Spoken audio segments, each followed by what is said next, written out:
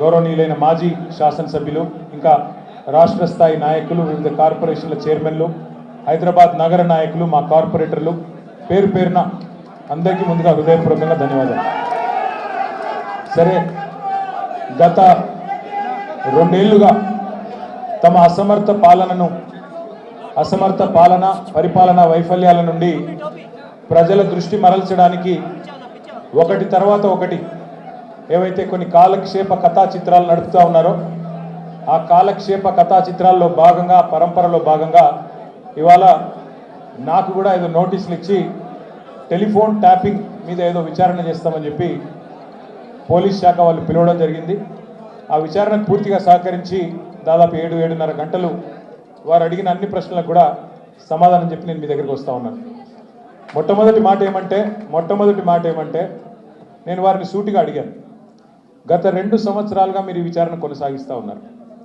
ఈ 2 సంవత్సరాలలో లీకుల మీద లీకులు, ముఖ్యంగా మా పార్టీ లీడర్ల వ్యక్తిత్వ హననం చేసే విధంగా, క్యారెక్టర్ అసాసినేషన్ చేసే విధంగా మీరు ఏదైతే వ్యవహారం చేస్తున్నారో దీనికి బాధ్యులు ఎవరో అని అడిగిన వారు మాకు సంబంధం లేదండి, మీడియా ఏం రాస్తే మాకేం సంబంధం అని చేతులు దులుపుకునే ప్రయత్నం చేసినారు.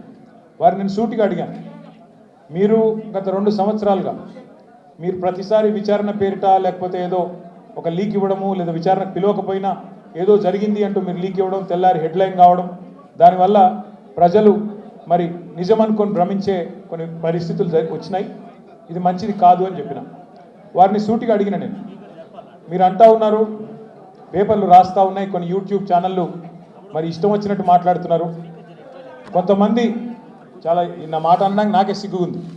కొంతమంది హీరోయిన్లను వీళ్ళేదో ట్యాప్ చేసి బెదిరించి ఇష్టం వచ్చినట్టుగా వాళ్ళు ఏదైతే అడ్డగోలు వ్యాఖ్యానాలు రాసినారో ఇది వాస్తవం అయితే నా ముందు పెట్టండి, చెప్పండి ఎవరికి అట్లా జరిగింది దయచేసి చెప్పండి అని చెప్పాను. అనగానే అక్కడున్న అధికారి గారు లేదండి అది కరెక్ట్ కాదు, మేము ఆల్రెడీ మీడియాకి చెప్పాం కదా అన్నారు. నేను అన్నది ఏంటంటే, అయ్యా మరి మీరు కరెక్ట్ కాదు అని మీరు చెప్పిందేమో ఎక్కడో ఇంతంత వస్తుంది, మరి ఇష్టం వచ్చినట్టు మీరు ఇన్ని రోజులు నడిపిన కథనాలకు ఎవరు బాధ్యులు? మా కుటుంబాలకు, మాకు కలిగిన క్షోభకు, మా వ్యక్తిత్వ హననానికి ఎవరు బాధ్యులు? ఈ లీకులు మీరు నిరోధించలేరని అడిగిన. ముందుగా మీడియాకు నేను ఒక అపీల్ చేస్తూ ఉన్నా, దయచేసి ఈ ప్రభుత్వం లీకు వీరుల ప్రభుత్వం, వీళ్ళు కేవలం లీకుల మీద ఆధారపడి నడిచే ప్రభుత్వం.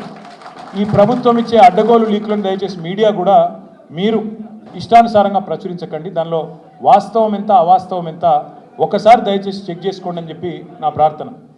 మొన్న హరీష్ రావు గారు పోయి రాగానే నేను ఆశ్చర్యపోయాను. వాళ్ళు ఇష్టం ఉన్న కథనాలు, హరీష్ రావు గారికి ఇంటి నుంచి భోజనం వచ్చిందని ఒకరు, హరీష్ రావు గారు ఇట్లా అయ్యారు అట్లా అయ్యారని ఎవరు, ఇంకో 16 ప్రశ్నలు అడిగినారని ఇంకొకరు, తెల్లారి మళ్ళీ పేపర్లలో అదే తెల్లారి పేపర్లలో ఇంకోటి, ఇవాళ నేను అక్కడ ఉన్నప్పుడు కూడా అట్లా చేసింటారు, వాళ్ళని ఆయన తీసుకొచ్చారు, ఇట్లా చేశారు, ఉక్కిరి బిక్కిరి ఎన్ని ప్రశ్నలు. అంటే ఇది దయచేసి బాధ్యత గల మీడియా సంస్థలతో నా ప్రార్థన. 2 ఏళ్ళు అయిపోయింది, ఈ కాలక్షేపం జరగాల్సినంత జరిగింది, ప్రజలకు కూడా మీరు అందించాల్సినంత వినోదం అందించినారు.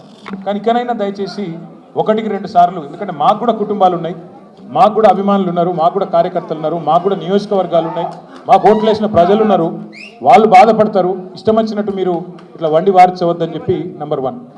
రెండవది, వారిని నేను సూటిగా అడిగాను సిట్ వాళ్ళని, మీరు ఫోన్ ట్యాపింగ్ మీద ఏదో విచారణ చేస్తున్నారు కదా, దయచేసి మీరు చెప్పండి, ఈరోజు రాష్ట్రంలో మా ప్రతిపక్ష పార్టీ నాయకులు, మా ఎమ్మెల్యేలవి, మా నాయకుల ఫోన్లు ట్యాప్ కావడం లేదా చెప్పండి మీరు అని అడిగిన. వాళ్ళు మాకేం సంబంధం, మాకు తెలియదు అని నీళ్ళు నమ్ములుతున్నారు తప్ప కావడం లేదు అని చెప్పే పరిస్థితి లేదు. రెండవది, నేను అడిగాను, ఒక మంత్రి గారు స్వయంగా నా ఫోన్ ట్యాప్ అవుతుంది, నేను మీతో మాట్లాడలేను అని జర్నలిస్టులకు చెప్పుకునే దుస్థితి ఈరోజు ఈ రాష్ట్రంలో ఉన్నదా లేదా మీరు చెప్పండి అని అడిగిన. దానికి కూడా సమాధానం చెప్పరు, అది కాదు ఇది కాదని తప్పించుకునే ప్రయత్నం తప్ప వారు మాత్రం సూటిగా సమాధానం చెప్పలేదు.